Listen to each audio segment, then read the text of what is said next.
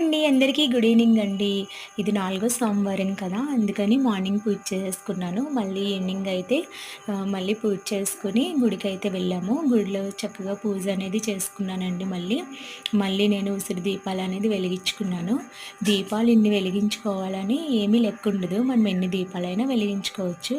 అలాగే అని నేను ఉసిరి దీపాలు మళ్ళీ 5 ఉసిరి దీపాలు వెలిగించుకొని పూజ అనేది చేసుకున్నాను. చేసుకుని స్వామివారి దర్శనం కూడా చేసుకున్నాను. ఇదిగోండి శివయ్య ఎంత బాగున్నారో చూసారా?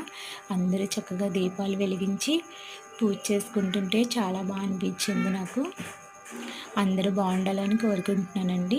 నేను ఇంక ఇంటికి వచ్చేసాను. వచ్చేసి టిఫిన్ అయితే తీసుకుంటున్నాను. టిఫిన్‌లోకి ఆవిరి కుడుమ అనేది తీసుకుంటున్నాను. ఇది బయట నుంచి తీసుకొచ్చింది. ఇందులో అయితే ఉల్లి, వెల్లుల్లి ఏమి ఉండదు కదా! ఇడ్లీ ఆవిరి కుడుములో అయితే ఉల్లి, వెల్లుల్లి ఏమి ఉండదని చెప్తున్నాననమాట. అందరూ బాగుండాలని కోరుకుంటున్నానండి. గుడ్ నైట్ అండి.